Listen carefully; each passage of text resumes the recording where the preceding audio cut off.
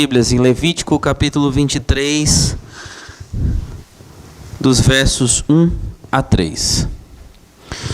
Nós estamos entrando numa nova porção, novo bloco na exposição do livro de Levítico, que considera os capítulos de 23 a 27.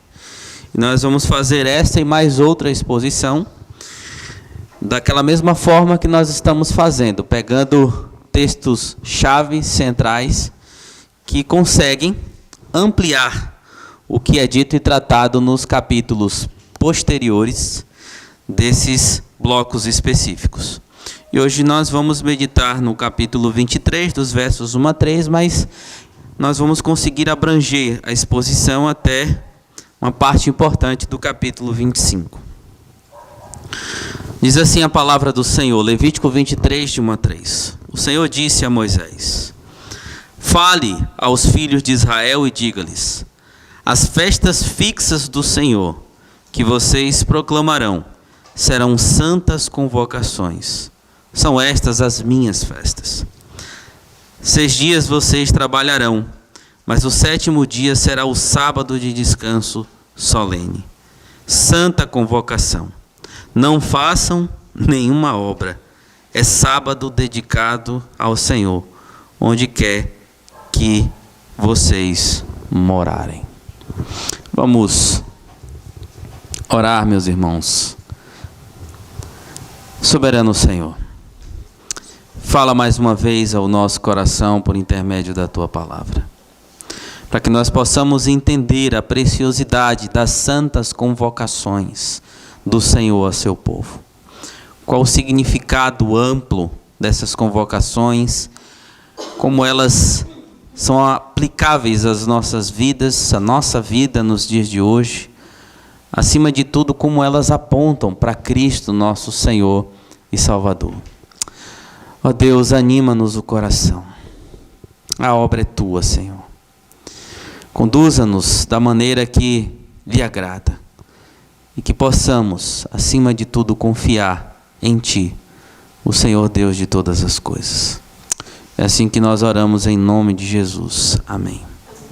Meus irmãos, estamos próximos ao final do livro de Levítico e, naturalmente, próximo ao final das nossas exposições nessa série, onde nós falamos da importância de todo o processo cultico, sacrificial, que vai, acima de tudo, apontar para aquilo que será cumprido no Novo Testamento.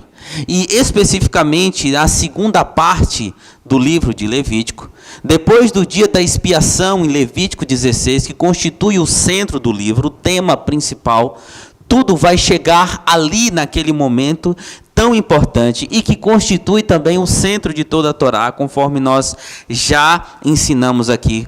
O livro passa a enfatizar que um povo reconciliado com Deus deve viver uma vida santa diante dele, de acordo com seus ensinamentos, com seus preceitos. Assim, os capítulos de 17 a 20, este bloco, mostram a santidade aplicada à vida cotidiana do povo da aliança, conforme nós vimos aqui. Enquanto também os capítulos 21 a 22 retomam os preceitos do Senhor, especialmente voltado para os sacerdotes e ao culto. O Senhor, depois de dar as suas instruções específicas aos sacerdotes, nos capítulos de 8 a 10, novamente traz essas instruções ramificadas e amplificadas dos versos 21 a 22. Chegamos então, queridos, à última grande seção do livro de Levítico, que considera os capítulos de 23 a 27, marcada pelo tema das festas e do tempo sagrado. Aqui, Deus ensina Israel a organizar sua vida, não apenas por trabalho ou calendário civil, mas ao redor da sua presença e das suas obras redentoras. Levítico 23, dos versos 1 a 3, em especial, o texto que nós meditaremos nessa noite, apresenta então essas santas convocações do Senhor Deus ao seu povo. Eram tempos sagrados em que Israel interrompia o ritmo comum da vida para lembrar, celebrar e desfrutar das obras redentoras do Deus da aliança. que havia libertado eles da escravidão, que havia dado misericórdia, promessas, bênçãos a esse povo. E queridos, nós veremos também como essas festas, essas santas convocações, o dia do Senhor, se aplicam a nós, crentes contemporâneos, do dia de hoje, sim, mas acima de tudo, como tudo isso apontava para Cristo, o Senhor e Redentor. Aquele que é o centro de toda a Escritura, aquele para quem tudo aponta, em quem tudo se cumpre. Sendo assim, meus irmãos, diante do que nós falamos agora e do tema principal do livro de Levítico, a partir dessa porção, nós vamos meditar no seguinte tema: as santas convocações do Senhor. As santas convocações do Senhor. E no aspecto dessas santas convocações, nós vemos dos versos de 1 a 2, que o Senhor traz as santas convocações em forma de celebrações santas para preservar a memória da redenção. Eram celebrações santas para preservar a memória da redenção, conforme os versos 1 e 2. O texto se inicia da mesma forma que é iniciado também em outras porções claras e variáveis aqui no livro de Levítico, que é o Senhor disse a Moisés: fale aos filhos de Israel. Eram oráculos vindos da parte do Senhor, eram ordenanças diretas vindas do próprio Deus, para que o seu povo pudesse seguir o fluxo, o ritmo daquilo que ele, o Deus Todo-Poderoso, havia preparado para eles. E a gente fala sempre, é bom ressaltar, que este é um dos livros que o Senhor mais fala ao seu povo. E quanto mais alguém fala, mais se conhece desse alguém também. Então, quando o Senhor fala aqui, ele mostra também quem ele é. Mas o que fica claro é o que ele requer do seu povo. E o que ele requer do seu povo? Essas celebrações idealizadas por ele. Diferente do que nós conhecemos, aonde os próprios homens inventam as suas celebrações, as suas festas, aqui é o próprio Deus Todo-Poderoso que as institui. As festas de Levítico são chamadas aqui, conforme o termo hebraico, de tempos determinados ou festas fixas do Senhor. Não eram então invenções, simples invenções, mas eram coisas que vinham unicamente dele, instituídas por ele. E o Senhor perfeito as instituiu perfeitamente. Elas também são identificadas no texto como santas convocações, Mirá Kodesh.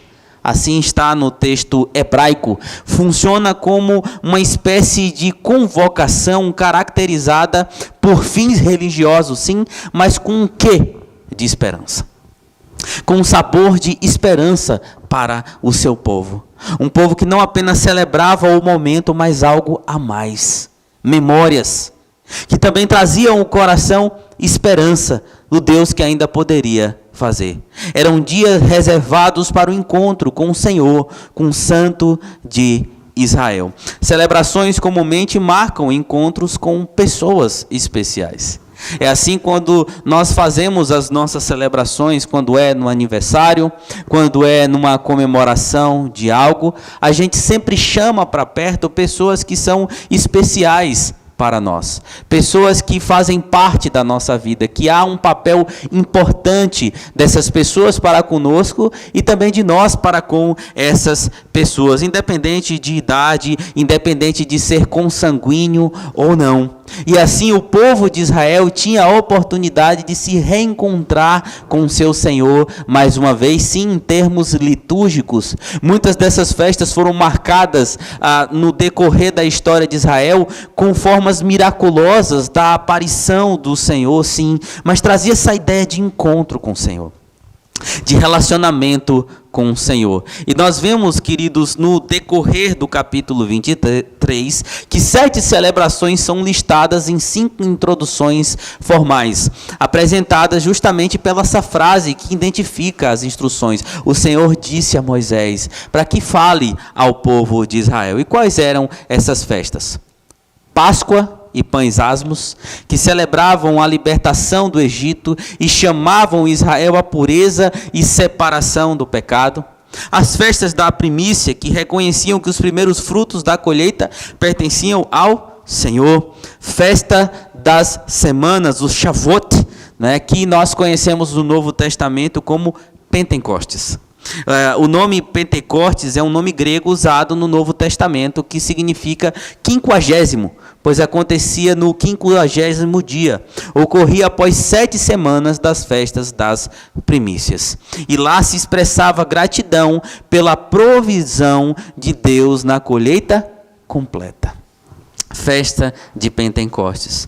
É interessante que em Pentecostes o Senhor também faz a colheita daqueles que eram seus, aonde o Espírito vem, a palavra é pregada e ali 2.000, 3.000, 4.000, 5.000, milhares de pessoas são colhidas pelo Senhor para o seu reino. As festas da trombeta que convocavam o povo a despertar espiritualmente e preparação santa diante do Senhor. Também o dia da expiação que, apesar de ser um momento de solenidade cultica, proclamava a necessidade de expiação e purificação de todos os pecados, mas era uma espécie de solenidade, né, no sentido de uma espécie de comemoração também, conforme a gente pode ver no decorrer do capítulo. E as festas dos tabernáculos, ou a festa de Sukkot. Sukkot significa cabanas, né? Então trazia essa ideia das tendas temporárias nas quais Israel viveu durante os 40 anos em que vagou pelo deserto. E cada família deveria construir uma cabana que trouxesse à memória o que os antepassados passaram também no deserto, né? Para aqueles que gostam de acampar, seria um prato cheio, né? Preparar uma cabaninha para passar um tempo ali com boas memórias. Mas não apenas o povo era celebrado diante daquilo que viveu, mas lembre-se que o próprio Deus, em um determinado momento, com a sua presença, fez questão de habitar em cabanas também, no tabernáculo. Olha que interessante, o Senhor acompanhava o seu povo com a sua presença.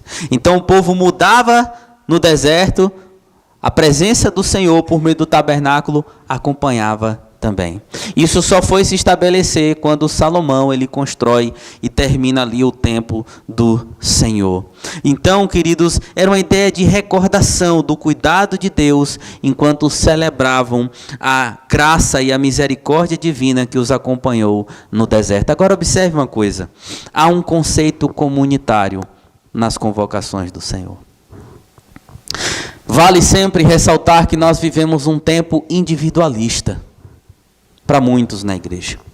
Mas o povo de Deus, ele não foi feito para celebrar ou viver de maneira individual. As celebrações, as convocações são comunitárias e não individuais. Um povo deveria celebrar e não indivíduos simplesmente de forma à parte.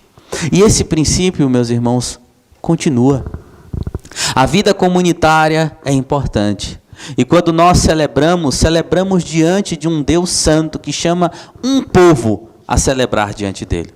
Na próxima semana nós teremos o nosso culto em ações de graças ao Senhor por mais um ano dessa congregação. E não faz sentido a gente simplesmente dizer, olha, vamos comemorar de maneira individual. Não, é o povo de Deus que vai se reunir, não apenas o povo dessa congregação, mas da igreja sede, das nossas outras congregações, porque o povo de Deus está celebrando a graça e a misericórdia de Deus que faz independente de nós, que trabalha independente de nós. Queridos, mas essas festas carregavam significados ainda mais amplos. As festas não olham apenas para o passado, para aquilo que o Senhor fez pelo povo, mas também para o futuro. Eu não sei quantos aqui sabem, mas Israel foi singular e precursor nessa maneira de compreender a história. Enquanto muitos povos antigos enxergavam um tempo principalmente em ciclos naturais ligados a estações, fertilidade ou movimentos cósmicos, ou até mesmo gostavam de, em livros, colocar ali a história que passavam ou colocar momentos que foram importantes na vida deste povo, mas não significava muito no que se diz respeito a olhar para passado e futuro. Isso veio à tona com o povo de Israel, com o povo hebreu, e o povo hebreu interpretava sua identidade a partir dos atos históricos de Deus no passado.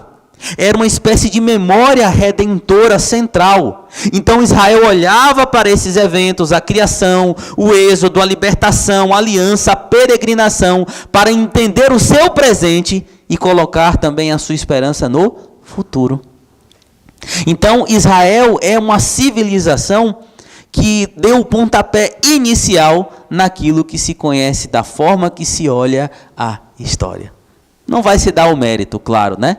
O mundo não vai dar um mérito que uma nação chamada pelo Deus que é odiado por este mundo, né, foi o precursor aí de trazer essa ideia de olhar para o passado, para o presente e para o futuro. E meus irmãos, o passado não era uma mera recordação cultural, mas é uma revelação divina que moldava tudo. Moldava a fé, moldava o culto. Lembra das questões culticas? Vocês vão fazer porque o seu Deus fez isso, porque o seu Deus é assim, e o seu Deus vai exigir isso de geração em geração. Moldava também a ética, mas também a esperança. Olhando para frente, para o Deus que continuaria com mão forte, conduzindo o seu povo, derrotando os inimigos e levando eles à terra prometida. Meus irmãos, assim também vive a verdadeira igreja nos dias de hoje. A palavra de Deus interpreta nosso passado, sim, mas também sustenta o nosso presente e define o nosso futuro.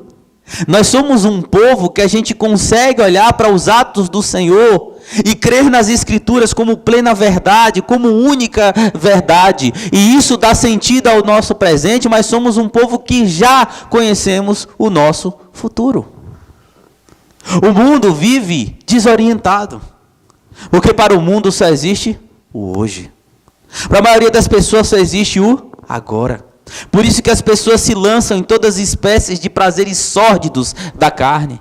Por isso que as pessoas buscam sentido, às vezes, em grupos, sejam eles da maneira que for, sejam políticos, sejam ideológicos ou qualquer outro tipo de grupo, para tentar dar sentido ao que querem ser ou à vida que têm. Nós não precisamos disso. O nosso presente tem sentido porque nós temos a palavra do Deus, que é o nosso Deus e nos guia. Mas também a gente descansa acerca do futuro, porque nenhum tio será retirado, nenhuma vírgula será retirada da verdade daquilo que o Senhor nos prometeu. Haverá um dia que tudo que vivemos agora terá sentido na plenitude da vinda do nosso Messias, o nosso Senhor Jesus, que nos levará para estarmos com Ele e consumará todas as coisas. Sem memória redentora, a vida se torna vazia e sem direção. Mas quem se lembra dos feitos do Senhor, aprende a caminhar na história com esperança, sabendo que Deus conduz todas as coisas para a sua consumação final. Guerras, rumores de guerras, pestes, fome, dificuldades, pandemias, mortes. O que acontecer, meus irmãos? Nós estamos seguros no Deus que conduz a história. As festas também eram tipos e sombras, chamadas de antegosto. O que é um antegosto? É o prazer antecipado de algo, uma sensação imaginada antes da experiência real. Mas antegosto do quê? Do encontro com Cristo. Paulo ele vai dizer em Colossenses 2,17 que ninguém deveria ser julgado por causa de festas ou qualquer outra coisa, porque tudo aquilo era sombra do que havia de vir. E essas convocações e seus significados apontavam para alguém, cujo qual nós nos encontraríamos com Ele. Ele nos convocaria para que pudéssemos estar na presença dEle, usufruindo de quem Ele é e do que Ele fez. Isso reforça, meus irmãos, que as festas eram momentos sagrados de encontro com Deus, porque apontavam para Cristo em nosso encontro definitivo com Ele. Veja só, a Páscoa, sacrifício, sangue do Cordeiro derramado para que a morte não tomasse vida. Cristo é o Cordeiro sacrificial. Seu sangue nos livra do juízo, da morte marcada neste velho mundo. Porque ainda que passemos pela morte física, jamais morreremos eternamente, porque Ele foi o Cordeiro Pascual. As festas das primícias, Cristo é o primeiro a ser colhido e ressuscitado, o primogênito dentre os mortos. Sua ressurreição inaugura a nova criação. Pentecoste, Cristo derrama o seu Espírito Santo e a igreja nasce como o povo dessa nova aliança. No dia da expiação, Cristo é o sacerdote e o sacrifício perfeito que traz o perdão definitivo. Os tabernáculos, Cristo é o Deus conosco. E seu povo peregrina seguro em sua presença. João capítulo 1 diz: e o verbo se fez carne e habitou entre nós. O termo melhor utilizado em grego é e tabernaculou entre nós. Tabernáculo, cabana. Esse Deus vem fazer morada no nosso meio e nós hoje habitamos nele. Meus irmãos, isso não é uma invenção. A Bíblia deixa claro que é exatamente isso aqui. Tudo apontava para o Senhor Jesus, não é simplesmente mera interpretação de quem está pregando, é a própria Bíblia que testifica. E nós nos alegramos nisso. Não precisamos então mais de festas para nos encontrar com Ele ou para reconhecer o que Ele fez por nós. A gente não precisa participar de tudo isso. Os judeus continuam com as mesmas festas, mas porque eles não entenderam que o verdadeiro Messias já veio, enquanto eles esperam ainda esse Messias. Para os mais novos aqui, eu vou falar uma coisa um pouco estranha. Mas para os mais velhos, talvez na sua vida você já tenha trocado cartas com alguém. O que é isso? Para os mais novos, WhatsApp, e-mail, é uma coisa muito fácil. Mas antigamente, tinha-se a ideia de trocar cartas. Você mandava uma carta que você escreveu, colocava no correio, demorava para chegar até a pessoa correspondia, demorava para chegar a você. Quando alguém amado, por exemplo, viajava para longe, as famílias viviam esperando cartas. A minha avó passou um tempo na Itália, eu era muito pequeno, mas lembro disso, e a gente ficava esperando ansiosamente cartas que ela mandaria, cartões postais.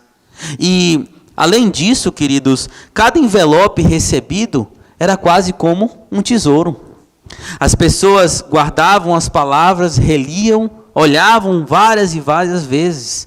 Guardavam nas gavetas, até mesmo dentro das Bíblias, para de alguma maneira mística, que a gente não entende até hoje, porque que os irmãos pensavam isso antigamente, abençoasse, a carta ou a pessoa, Veja que a questão mística fica ali presa no povo e não sai de jeito nenhum, mas eu me lembro de pessoas guardando cartas de filhos e de parentes dentro da Bíblia. Mas as cartas mantinham viva a memória do amor e davam consolo durante a ausência. As festas do Antigo Testamento eram assim, cartas enviadas por Deus ao seu povo. Carta de celebração, anunciando redenção, preservação da memória da aliança e alimentavam a esperança do Messias. Mas quando Jesus veio, o próprio autor das cartas chegou. Por isso, não precisamos mais das antigas festas para encontrar Deus ou reconhecer sua obra. Em Cristo, já não temos apenas anúncio da graça, temos a própria presença do Redentor entre nós. Porque o Verbo se fez carne e habitou entre nós. E hoje, por mais que a gente não tenha a presença física dele, ele promete: e eis que estou convosco até a consumação dos séculos. Santas convocações, memórias redentoras, encontros, tudo se cumpre em Cristo e nós participamos e coparticipamos disso. Mas, dentro dessas santas convocações do Senhor, o verso 3 nos leva a outra maravilhosa convocação vinda do Deus da aliança. Um santo dia para que o seu povo desfrute do seu santo descanso. Um santo dia para desfrutarem do seu descanso. Verso de número 3. 6 dias vocês trabalharão, mas o 7º dia será o sábado de descanso solene, santa convocação. Queridos, o ponto alto da adoração de Israel era o dia de sábado, o Shabat. O sábado no Antigo Testamento tinha um significado muito mais profundo do que apenas o dia do descanso físico. Era um dia santo e de uma santa convocação. Inclusive nós temos um mandamento claro do Senhor, que é o 4º mandamento. Um mandamento extenso, explicado lá em Êxodo 20, dos versos 8 a 11. E fica claro que a dedicação de todas as coisas seria evidenciada de forma santa também no dia que o Senhor preparou para o descanso do seu povo. Quando a gente olha, por exemplo, para Levítico 24, 8, até mesmo os pães para a mesa do Senhor eram colocados aos sábados e permaneciam continuamente diante do Senhor. Era algo especial voltado para Ele. E o sábado moldava a identidade espiritual do povo, chamando-os à adoração, confiança e dependência no Senhor. Ele servia como memorial da criação e da redenção de Israel, proclamando o Senhor Deus como Criador e Redentor. Lembrem-se, o Senhor criou todas as coisas em 6 dias. O homem, tudo que existe. Mas no 7º ele descansou. A ideia do descanso do Senhor, o Shabat do Senhor ali, não era simplesmente parar para descansar, mas a ação verbal traz uma ideia de contemplação. Imagine que um rei decide construir o mais belo reino. E após todo o trabalho, ele senta em um determinado mirante, um lugar, para contemplar as obras de suas mãos. E assim ver que tudo o que foi feito vai honrá-lo e dar glória a esse. Essa é a ideia do descanso do Senhor no sábado. Conforme está em Gênesis. Às vezes, pela nossa mente, a gente pensa assim, Deus estava cansado, né? Não. É uma ideia muito mais ampla, é uma contemplação da beleza daquilo que foi feito pelo Senhor. Mas o sábado era um dia de descanso, sim, para o povo do Senhor, que expressaria aquilo que antes ele mesmo fez. Vejam que o homem foi criado em um dia, e no dia seguinte, conforme o presbítero Alberto falou aqui, ele teve a oportunidade de descanso. Um dia de descanso, a expressão aqui que nós temos também no texto, né, o sábado de descanso solene, né, traz uma ideia no texto hebraico de sábado, descanso, com um propósito enfático. Está lá Shabbat, Shabbaton, né? 2 termos iguais, parecidos um com o outro. Sábado traz essa ideia de cessar na Bíblia, de descanso. Então seria o cessar dos cessares, o descanso do descanso. E traz essa ideia para o conceito da importância do repouso sagrado. Era um dia no qual nenhum trabalho deveria ser realizado, funcionando como um período de renovação para as pessoas, quanto para os animais também, conforme está no mandamento. Para uma sociedade, queridos, predominantemente agrícola, como era Israel, isso implicava principalmente ao plantio e colheita. Mas quando a gente olha para os profetas, como Amós e Jeremias, nós vemos que abrangia-se todo tipo de trabalho. Amós e Jeremias consideravam o comércio e o transporte de cargas como violação também do sábado, do dia do Senhor. Então era um dia de cessar, de descansar, de estar na presença do Senhor. E era um dia também para a família experimentar a comunidade, o meio do povo santo. A gente vê no decorrer das Escrituras como é que funcionava. E apesar de no Novo Testamento outras práticas religiosas serem ampliadas a esse dia, o que importa de fato é guardar o dia do Senhor com adoração, na santa memória, em obediência. Mas observe que interessante. O sábado era o dia santo arquétipo, porque funcionava como fundamento de estrutura para as festas que foram ditas antes, nos versos anteriores, e que serão tratadas nos versos posteriores. O sábado é o eixo que organiza toda a vida litúrgica de Israel. É como o eixo de uma roda. Você pode ter uma roda bem estruturada, de um carro, de uma moto ou de qualquer outro veículo. Tem ali os raios, tem a estrutura, mas se não tiver o eixo, não encaixa para funcionar. E o sábado era o eixo para trazer essa estabilidade e sentido às festas. As festas seguem esse padrão sabático. É como um rio em sua nascente que flui. E muitas são organizadas em ciclos de 7. 7 dias, 7 semanas, 7 meses destacados, 7 anos. Finalmente o jubileu, que é 7 vezes 7 anos. 7 ciclos de 7 anos. Então esse número 7 permeia toda a sessão, mostrando a plenitude da consagração. Claro que em alguns casos especiais, por exemplo, nós vamos ver que o dia da expiação, aqui no verso 32 do capítulo 23, era do dia 9 ao dia 10 do mês específico. E era também tido como sábado, o descanso solene. Mas tinha essa ideia que o sábado trazia do 7º dia também. O sábado ensina o descanso e as festas celebram esse descanso.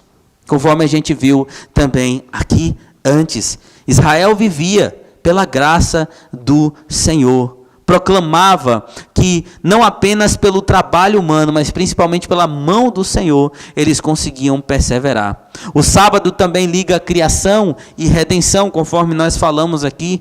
Aponta para o descanso escatológico. Levítico 25, por exemplo, amplia o conceito para o ano sabático do jubileu, onde a terra descansa. As dívidas eram canceladas, escravos eram libertos. O ano do jubileu era um ano de restauração, de descanso total, de restituição. Mas tem uma coisa interessante. Em nenhum lugar do Antigo Testamento é dito que o ano do jubileu foi cumprido. Nenhum lugar. Isso é no mínimo curioso, né? Mas estava lá. Mas, queridos, apesar de não estar claro o cumprimento no Antigo Testamento, Cristo disse: eu vim cumprir o ano aceitável ao Senhor. E era justamente o ano do jubileu. Por quê? Porque Cristo traz libertação, restauração e paz. Então Cristo era o centro de tudo isso, mas tudo no que se diz respeito ao descanso do sábado, prenunciava o descanso de todo o povo de Deus. O que começa no sábado semanal, culminava nas restaurações plenas que as festas também expressavam. Mas, queridos, falando ainda dessa ideia do sábado, para quem o dia aponta? Não foi o homem criado por causa do dia. Foi o dia criado por causa do homem. Mas esse dia tão central de descanso, conforme Paulo diz também em Colossenses, precisava encontrar o seu sentido pleno. Em quem encontra-se esse sentido pleno? Em Jesus. Meus irmãos, Jesus chama os cansados para descansar nele. Vinde a mim, todos vós que estáis cansados e sobrecarregados, e eu vos aliviarei. Ele se declara o Senhor do sábado. Quando os religiosos da época questionavam por que curava no sábado, por que comia-se no sábado, colhia-se espigas no sábado, porque não lavava-se as mãos nos sábados, porque não cumpriam como eles achavam, Jesus dizia: está aqui quem é o Senhor do sábado, maior do que o sábado, mas ele era o cumprimento do sábado. Ele cura no sábado para mostrar que o descanso não vem de regras, mas de sua obra redentora. O sábado do Antigo Testamento era a sombra, mas Cristo é a realidade.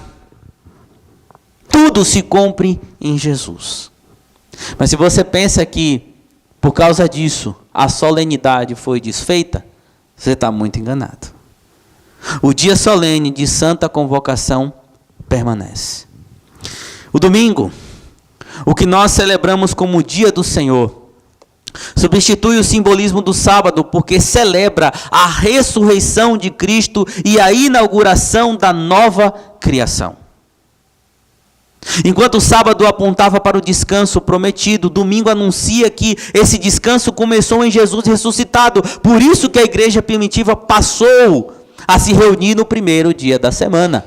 Atos capítulo 20, verso de número 7. E que também nas cartas é citado como o dia do Senhor. E que aqueles que foram discípulos dos apóstolos, os pais da igreja, também adoravam assim, porque receberam isso como herança dos apóstolos também. E isso foi perpassando a igreja. Por mais que muitos digam aí que isso não é correto, que isso é demoníaco, que aponta para o Papa, é uma falta de conhecimento bíblico e histórico claro. Ao mesmo tempo, meus irmãos, precisamos entender que a guarda do dia não possui poder de salvar, nem deve ser transformada em um sistema legalista de regras. Esse é o problema, por exemplo, daqueles que tendem a querer guardar o sétimo dia. Porque eles acham que a guarda do dia, o sistema legalista, os detalhes, a regra, porque se no dia anterior eles se colocam dentro de casa e assim então vão para a igreja deles e aí só depois, às 18 horas do dia de sábado, se sentem libertos, estão salvos completamente, estão presentes diante de Deus de uma forma totalmente aceitável e muitos até acreditam que pode fazer o que quiser depois disso. Não. O dia não possui esse poder. A salvação vem exclusivamente pela graça de Cristo. E nós não podemos encarar esse dia dessa mesma maneira equivocada. O problema é que a grande questão é que nem isso às vezes. Beatos e beatas de domingo, né? Até isso está faltando. Aquele povo que 6 horas da manhã estava na porta da igreja, só queria sair meia-noite. Não tem mais. É difícil de ver, até isso está difícil nos dias de hoje. Contudo, meus irmãos, a participação regular na reunião da igreja é evidência e importância da fé genuína. Pois o cristão foi chamado para viver em comunhão, adoração e submissão à palavra de Deus. E é por isso que é estranho nós, enquanto liderança da igreja, estarmos constantemente tendo que falar aos crentes da igreja sobre a importância do dia do Senhor, porque esses crentes não dão importância ao dia do Senhor. Porque trocam o dia do Senhor pelos seus afazeres, pelos seus cuidados, sempre com desculpas. Ah, eu não vou por causa disso, eu não vou por causa daquilo. Como foi dito também há pouco. Ah, eu não vou porque eu posso ir na próxima semana. Eu não participo da ceia neste domingo, eu posso participar na próxima. Sempre com esse espírito católico, religioso e irresponsável. Mas uma coisa está muito clara. Se você que se diz crente não tem prazer de estar na presença do Senhor, no dia da santa convocação do Senhor, com os irmãos que Ele preparou para que você vivesse em comunhão, não sou eu que vou ficar te adulando. Porque se você não tem responsabilidade diante de Deus para isso, não sou eu que vou mudar o seu coração e a sua vida.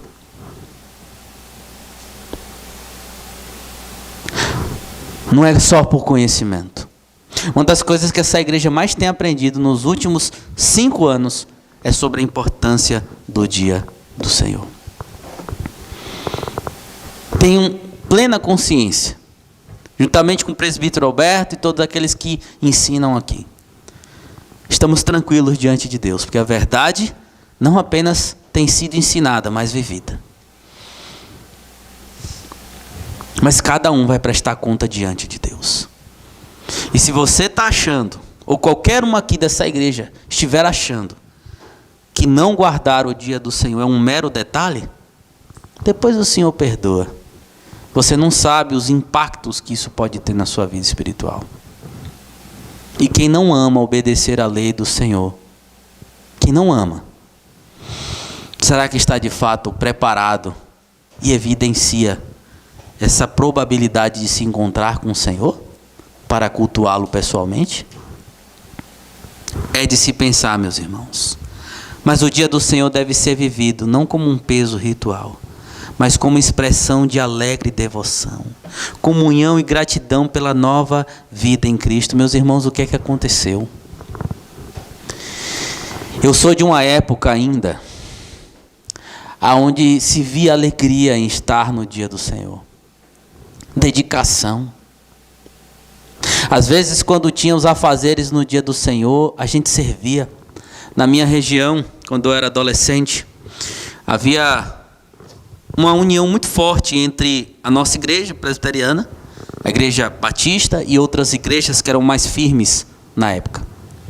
E a gente estava sempre disposto a ir para lugares remotos, pregar o evangelho, tocar, cantar. A gente tirava do nosso bolso, a gente ia, às vezes pegava 30, 40 quilômetros de estrada de chão, saía de casa às 5 horas da manhã, ficava até meia-noite para acordar segunda-feira e ir trabalhar, mas ia com alegria.